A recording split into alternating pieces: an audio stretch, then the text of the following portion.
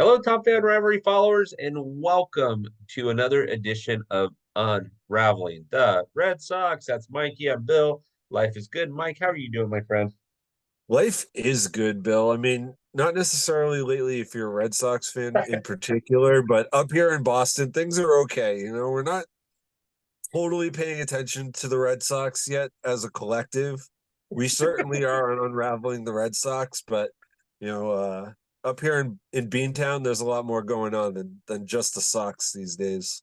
But listen, for those of you listening to this in the locker room, you'll know that Mike does hat cap changes. For those of you that are watching it for the first time on YouTube, so Mike's a huge Red Sox fan. He pulls out the thing and he says, "I'm wearing Henry Rowengartner's hat tonight." I said, That's "Rosenbagger." right.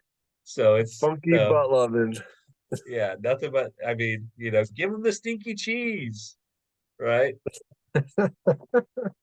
So okay, so Mike, let's just start it where we need to be. We've been off for a week. Um, Yeah, the Red Sox had a great April. Pitching was, and they still have some good pitching numbers, but they're definitely. 5-9 after tonight's loss to Tampa Bay this month. What do you feel as though is the major change?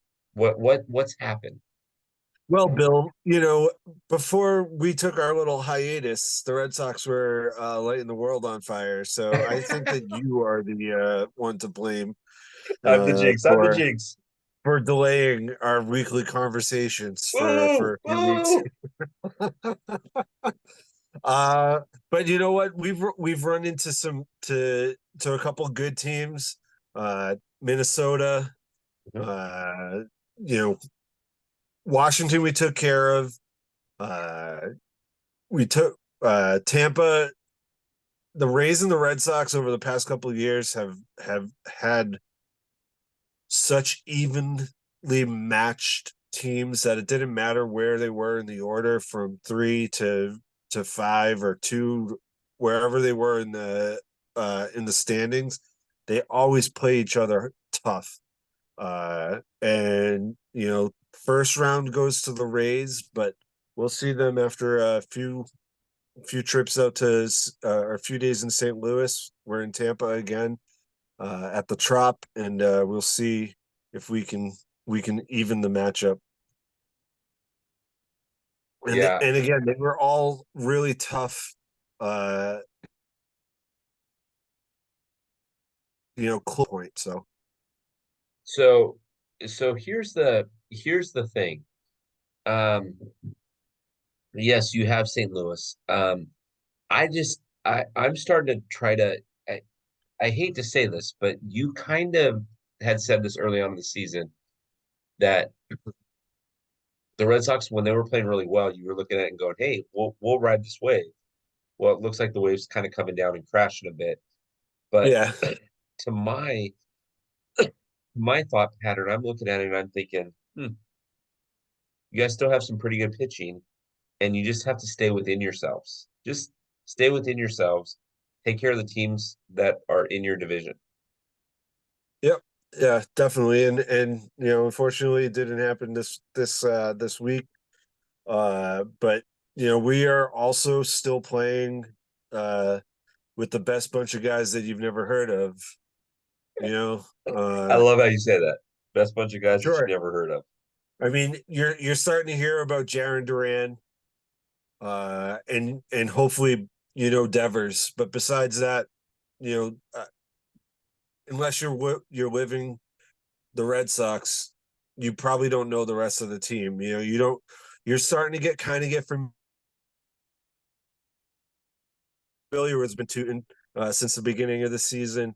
But batting third today, Robbie Refsnyder, our Rule 5 pick. He was a Rule 5 guy from a couple of years ago, and he's our starting left fielder today. Dom Smith, who's been on the trash heap for the last 5 or 6 years. You Didn't know, he uh, didn't he play in Queens for a while? yep, he did. He was drafted by the Mets That back that in dude is 2013, and he was a big time prospect when he got drafted, and he never really panned out, and he was bagging groceries a couple weeks ago before the Red Sox traded for him. or signed him. He was he's from Compton or something like that, South Central LA. He's from the hood. When he was when he was playing for the Mets, they were talking about him when he was playing against the Dodgers, and I thought, "Ooh, this boy's from the hood. He's from the hood." He's from Los Angeles. All right, so let's give him just Thank which you. side of the tracks, right? But you know, Von Grissom is coming off of it, coming back off of injury and getting his feet, underneath him, and uh Cedane Rafaela. But here's the thing about those two guys, right? Right? They're showing signs. They're both 23. They're both 23. There's not a lot of guys that are lighting the world on fire at that age. Yeah, Not everybody is Harper. Not everybody is Mike Trout. And these guys need time to get used to the level of competition that they're playing against. So, like if the Red Sox can kind of stay around 500 yeah, uh, for the season, they're going to exceed the expectations that were set on them uh, at the beginning of the season. And they're going to be better as they go forward, and they can add pieces, uh, in the off season, hopefully, to so that we don't have guys like. And all due respect to these guys, because obviously, like, I'm not a professional athlete, but Dom Smith, Garrett Cooper, Rami Gonzalez, Reese McGuire. We'll have the cornerstones in place, and yep, we can sign uh, and sign some bigger names and continue to develop the guys that are down waiting in the farm. Marcelo Mayer, Kyle Teal, Roman Anthony, these guys that we saw kind of light the world on fire in spring training, and got a lot of name recognition. They're still in development, but they're going to be the next wave. We saw Jaron Duran and Tristan Casas kind of go through it the past couple of seasons, and now they're going to. Casas is obviously hurt right now, but Duran is a stalwart in the on the team. So they're playing well. They're rebuilding. mhm. They're competitive. Yeah. So they No, haven't gone through like huge long stretches. Where they've kind of like fallen off. They will against good teams. We saw it with Minnesota. Then they went and got swept in two by the Braves. Like the Braves are one of the best teams in baseball. All around. So like that's going to happen to a team like the Red Sox, especially a cobbled together offensive lineup. And like you mentioned at the top, their pitching is still doing pretty well. And Bayo's back off of injury. He looked pretty good in his first start back. Pavetta is back and taking care of business. We're seeing Hauk kind of and Cutter Crawford, who held it down while Pavetta and Bayo were on the IL. mhm. Uh, they're working through it right now, and then we'll have Garrett Whitlock back hopefully. I heard Alex Cora say Whitlock maybe by next week. So, we'll have the full rotation, and then hopefully everybody stays healthy and we're ready. And now the pitching is going to be back to where it was supposed to be at the beginning of the season, and we'll see what happens as we move forward. 100%, 100%. And so here's my key. Again, reminding you that like you said, I'm not a professional athlete, but here's my key for the Red Sox. If I'm like bird's eye viewing it, you're going to go to St. Louis. St. Louis is a team without an identity. I've watched them twice, once in person, once in Anaheim on TV. They're trying to figure out what they're doing. They've got two superstars, but they're trying to figure out where their identity sits. Take 2 out of 3. Like forget this last couple of days. Take Right. 2 out of 3 there, then go into Tampa and try to take 2 out of 3 back from them, Yep, and try to make it definitely. a 4 out of 6 road trip. And then it's almost like almost like you're kind of hitting the reset button a little bit. Yeah, I mean, that's yeah. We're at 500 now, sitting at 500 at yeah. 22 and 22. Uh, they just kicked down to fourth place in the standings by half a game. So uh, I mean, you and I can agree with one thing. You and I are going to agree that you and I are going to agree that there's not going to be any way, shape, or form that you guys are probably going to win this division. But based on how teams are playing, and with three wild card teams in there, right?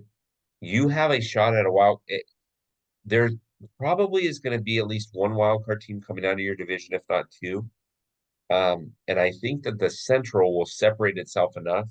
And everybody has said, "Oh, Houston, oh, they started off terrible. They're about ready to win their fifth in a row." Um, Yep. everybody Yeah, they're slept, 7-3 in their last 10. yeah, You know, everybody slept so on Houston. So, like, don't be surprised when these guys come back and bounce back. So, um, but yeah, I mean I the Red Sox are going out on the road. You know, they're still plus on the road and negative at home. So you know, yeah, I don't. I listen. They're performing this as good as we thought they would, but because of where their pitching's at, I think you still have a good shot, a really good shot at turning May into a positive and turning June into a positive as well, going into the All-Star break with something happening. So right? Yep, again, you and I have talked about this 100 times over. It's not about winning streaks, it's about winning series. So go yep. take 2 out of 3 from St. Louis, go take 2 out of 3 from Tampa, and then come home and be happy with taking 4 out of 6. And then come home to the Brewers, who are one of the Lights out. hottest teams in baseball, Yeah, I was just gonna say, who are lights out? So, um, okay, so and then what else do we Baltimore. need But then we to? get a break because then we get Detroit. So Well, we'll talk again before that. Detroit I is will say that the Tigers and the Reds have been as well as some players on their team are performing, i.e. Ellie. okay. Uh, my prediction for their teams has been quite disappointing.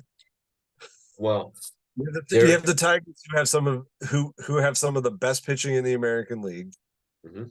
and are finding ways to lose because their offense can't do anything. Thank you, Javi Baez. We love your contract.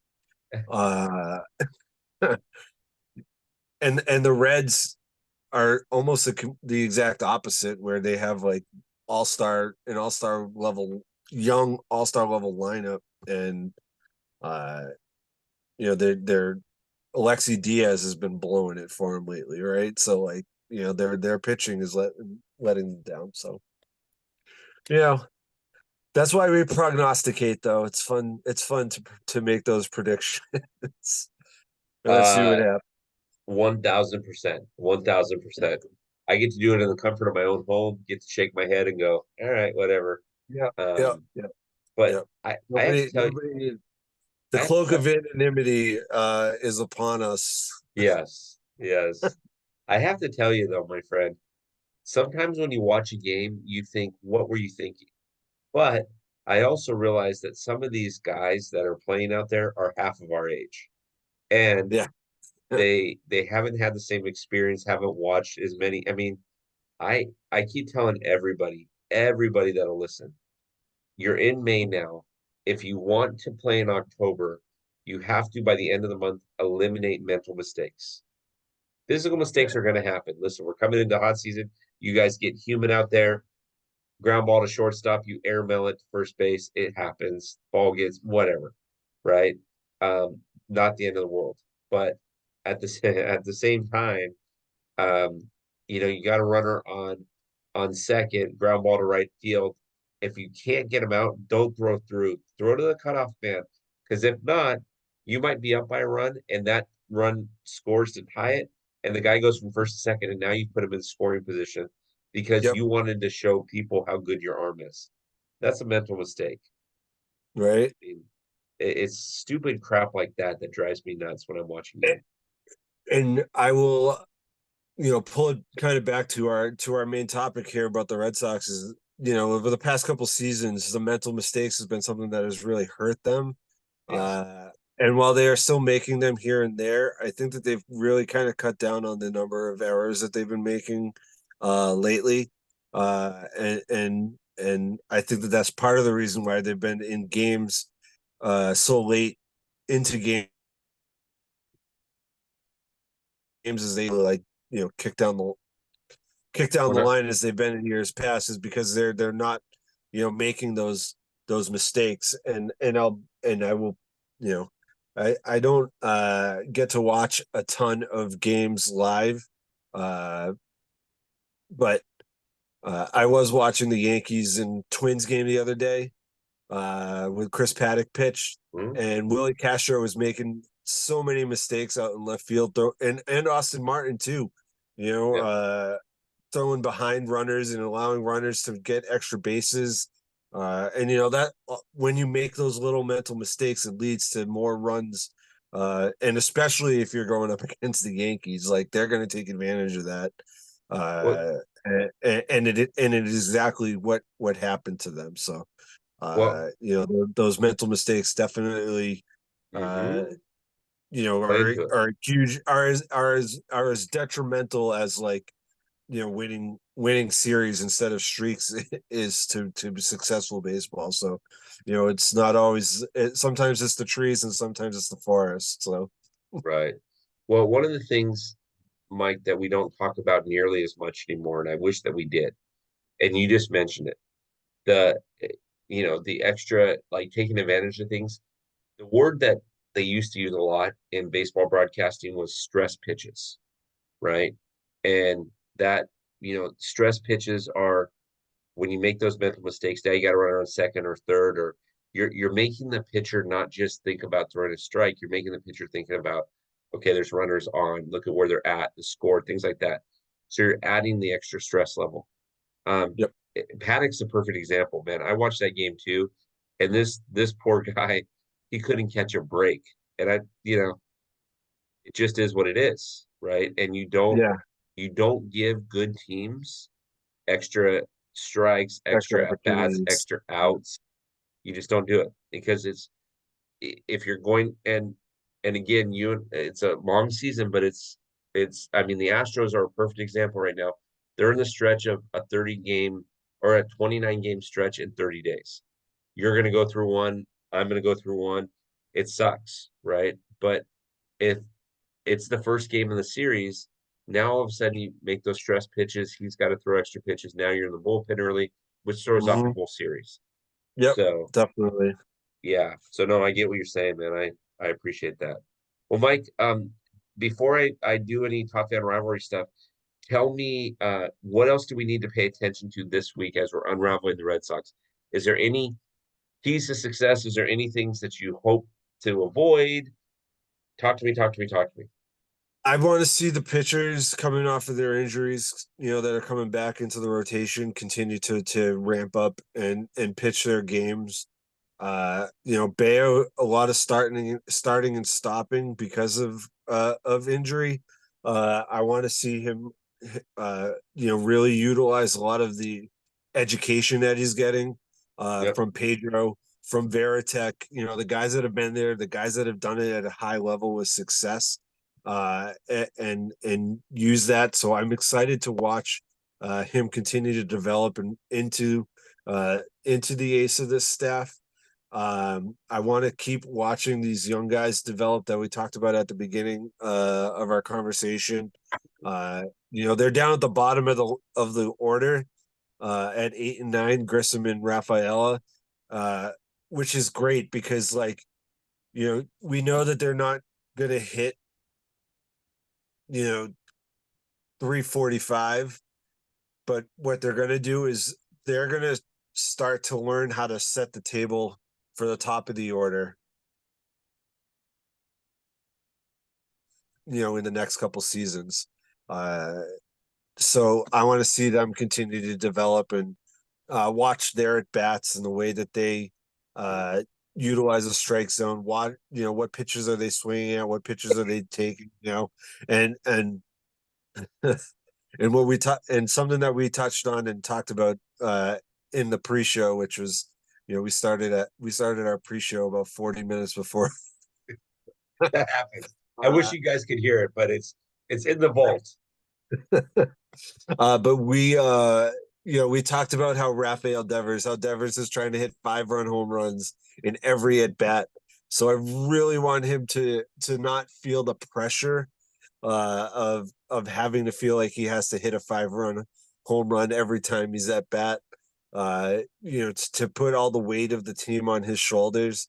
O'Neill's been kind of in a slump lately, so I want to see him kind of crack out of it. And Willier, I want to see Willier continue to thrive because I love watching him play. He's the energy guy. I'm telling you, Willier Abreu is the energy guy. Him and Duran out there in the outfield. So I just have fun. Like I said, in Boston, we're not focused 100% on the Red Sox right now. We got a big game 6 tomorrow. With the Bruins, the Celtics just finished off the Cavs in a 5-game series, and the Red Sox are kind of flying under the radar. But I can't wait for that conversation to flip, and for the talking heads up here in Boston to start paying attention to what's going on because. For as much as they didn't believe in the Red Sox at the beginning of the season, there's a lot of positive things going on with the team, and it's not being focused on at all right now because of the Celtics and the Bruins. So Right. Right. Well, yeah. Yes. I just want to see good. I've said this to you 100 times over. It's good for good baseball when the Red baseball, Sox are good. exactly. That's why I wear other hats because I'm not just a Red Sox fan. I'm a huge baseball fan, and I love good baseball. I'm a diehard Red Sox fan, but I don't mind wearing National League hats. There you go. There you go. Rosenbagger. Rosenbagger. All right. So, Top Fan Rivalry followers, here's what you need to know. Okay. This week's episode obviously is in our locker room. If you're not familiar with that is a that is our paywall. That is where you get all the content. The beat writers right back there. That's where you get Mike's one of them. That's where you get to read his thoughts. Get to see this. Um, Also, that's where you get all kinds of fun discounts. So if there's anything that Top Gun Rivalry does, you're a Locker Room Access member, you immediately get 10% off everything. So it's pretty awesome. Membership has its perks. If you're watching this on YouTube, there's a couple of things that we'd like you to do. One, subscribe, hit the button. Not only subscribe, to hit the notification. So every time we put something up, you're getting to know it. Not only that, follow us on X. We are creating a presence on X. Make sure that you're doing that. Make sure you go into the locker room now. Mike, I don't want them to pay full price. You got a discount code. Let's go. Give our money away. Let's go. What's the discount code? We are going to use the code Unraveling. Unraveling. So that's There right. you go. So use the That code, subscribe below, comment. I want to read the comments. I want to hear what you guys have to say, what your thoughts are, what you want to hear Bill and I talk about in the future. If you have questions, make sure you're checking out all the live feeds that Top Fan Rivalry does on Instagram.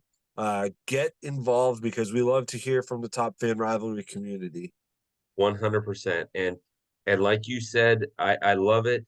Let's just keep doing it. We do it every week, unless there's some travel or family or illness or anything like that. But typically we haven't missed. We missed last week, but besides for that, we haven't missed anything. So keep going. We're going to keep giving you the best content we can.